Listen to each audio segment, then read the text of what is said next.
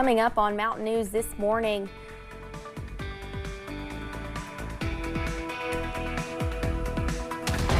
dedicated to Eastern and Southern Kentucky, this is WYMT Mountain News This Morning. Welcome to Mountain News This Morning. I'm McKinley Calandrino here with you on this Wednesday, November 26th. The time is now 5:33. Let's check in with First Alert meteorologist Megan Dismal for a look at your forecast this morning. Megan, what can you share? Well, I can tell you one thing, and that's the warmest temperatures of the day are right now. It's only going to get colder from here, so keep that in mind as you are heading out the door and into your Wednesday. Right now, we're sitting in a mixture of the mid to upper 50s. 59 right now in Manchester, 57 in Monticello, 55 in Boonville, and there is a little bit of rain in that forecast, so some folks might need to drag out that umbrella once again as we see this last line showers making its way through. By the time we head into noon, everyone in the WYMT viewing area will be clear from the rain chances. It will be looking nice and dry for your holidays. Now, I mentioned that those temperatures are dropping. Just look at that 12-hour forecast. 55 degrees by 6 a.m., looking at 51 by noon. And then we're just continuing to see the temperatures dropping until we're heading overnight with low temperatures in the low 30s. So again, keep in mind, it's just going to get colder from here. McKinley.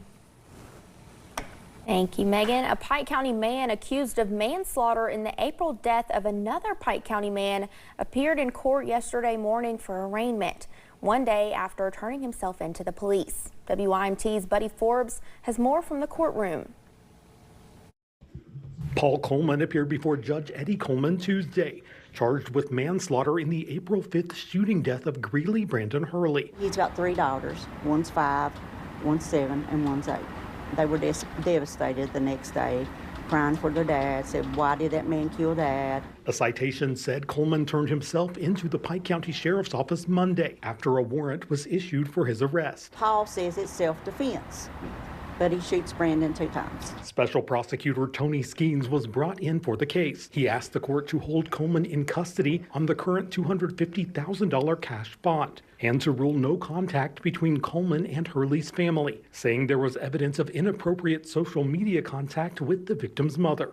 Paul now has been on social media talking to me about vulgar things. Coleman's attorney asked to lower the bond, calling the amount excessive, and asked the judge to have him moved to the Letcher County Jail. Judge Coleman said he will consider lowering the bond once a motion is filed, but he does not know if moving Coleman to another jail is possible. I don't know if Letcher County wants to pay the house in for a Pike County file, Hurley's mother says the family was glad to see Coleman in court, saying they have been seeking justice for Brandon for months. And we're finally getting something done because we started a movement on Facebook, Justice for Brandon Bacon Hurley. And we finally got something done. Now they say they are ready for answers and accountability. That's a lot better for the family. I think it's a little bit of happiness, but it'll be better for the girls to get a little bit of closure once he gets convicted. In Pike County, Buddy Forbes, WYMT Mountain News. Coleman is set to appear for a pre-trial conference March 18th at 1:30 p.m. In Bell County, a judge has accepted a plea deal for an Eastern Kentucky man who was indicted in connection with the death of a baby. Harvey Gallahan was charged with murder and 3 counts of first-degree criminal abuse for the July 2023 death of 17-month-old baby Elena Hembry. According to WRIL, Gallahan pleaded guilty to 3 lesser charges of second-degree criminal abuse, and his murder charge was dismissed. Gallahan was sentenced to 5 years for each of those counts, which will run consecutive to one another. A Southern Kentucky man accused of murdering his neighbor is indicted by a grand jury. James Gleason is facing multiple charges, including murder and possession of a handgun by a convicted felon. He He is accused of shooting and killing his neighbor, Adam Rourke, on October 8th, outside of his home on Dogwood Lane in Somerset. Police say Gleason called 911 and admitted to the shooting, claiming that his neighbor had been torturing him for 5 years with what he called direct energy weapons. Gleason is due for court for his arraignment on December 4th. A Floyd County man is now behind bars after investigators say he murdered a woman in the Beaver community last week. Kentucky State Police responded to a call Friday regarding an unresponsive woman. Troopers arrived to find 35-year-old Sarah Sloan with a fatal gunshot wound. Investigators arrested 35-year-old Joshua Gayhart that night and was charged with tampering with physical evidence. By Monday, they say there was enough evidence to also charge him with murder. Going further into the investigation, doing more interviews, obtaining new information, the body was sent to the medical examiner's office. That's when we were able to obtain the information to be able to go get a warrant on Joshua Gayhart for the charge of murder. Gayhart was taken to the Floyd County Detention Center. The search for a missing Kentucky teen has the attention of a national nonprofit.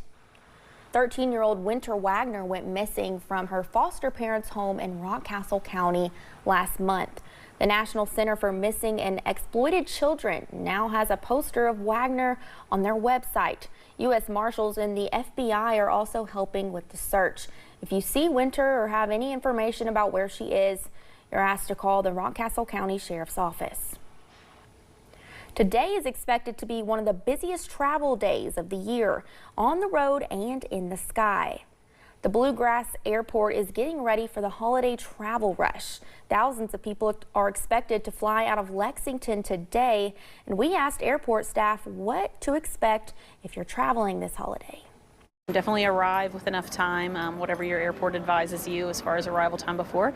Here at Bluegrass Airport, we advise about 90 minutes before your departure. If you're departing from other airports, they might have a different recommendation. If you're flying over this holiday season, there are resources to help you pack properly. TSA has a tool on its website for people to search what specific items can go home with them and what needs to stay.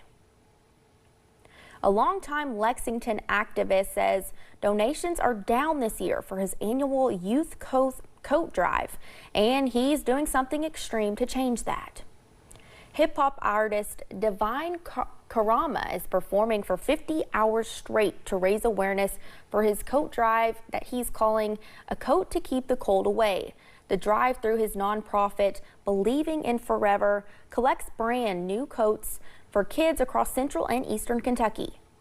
This year, donations have been a little less than normal. Obviously, people are hurting. There's a lot going on with the economy, and so I just want to expand and raise awareness for this great initiative the best that I can. Karama hopes to collect 2,500 new coats this year. He'll be performing through Thanksgiving, and donations can be dropped off at First Baptist Church, Bracktown in Lexington.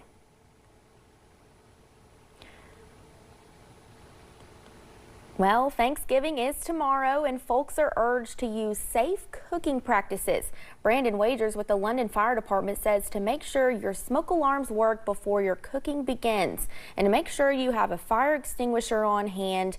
And it is a good idea to double check those recipes and their cook times.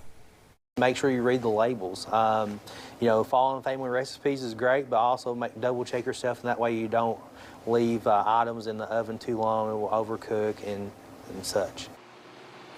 Wagers says if you already have your Christmas lights up or plan to put them up soon, it is also important to be mindful of extension cords and power strips to avoid those possible fire hazards.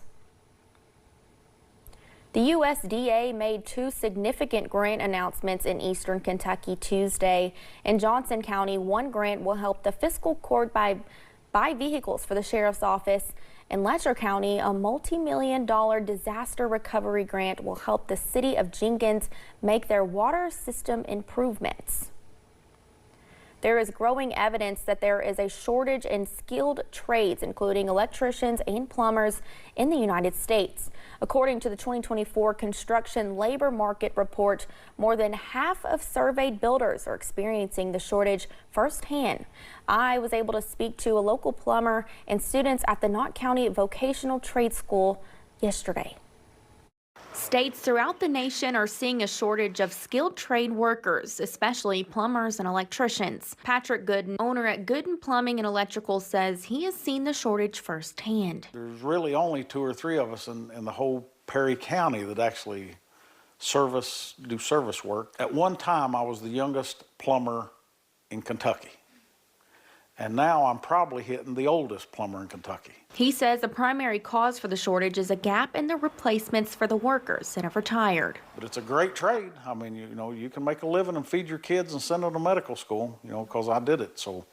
At the Knott County Area Technology Center, they are broadening the horizon of career paths to the younger generation. I think that part of the problem is, for years, all of our students were told that they have to go to college to be a success, and that's just not true.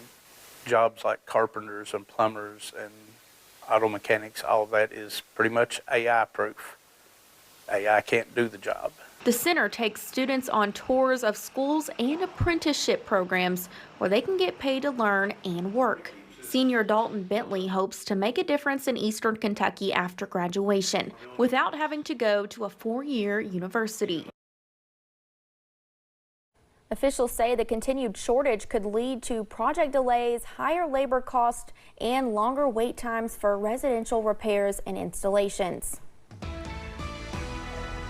Coming up, the Hawkins gang returns for a final season of Stranger Things as Wicked puts a lucrative spell on the box office. And we're talking windy conditions for your Wednesday.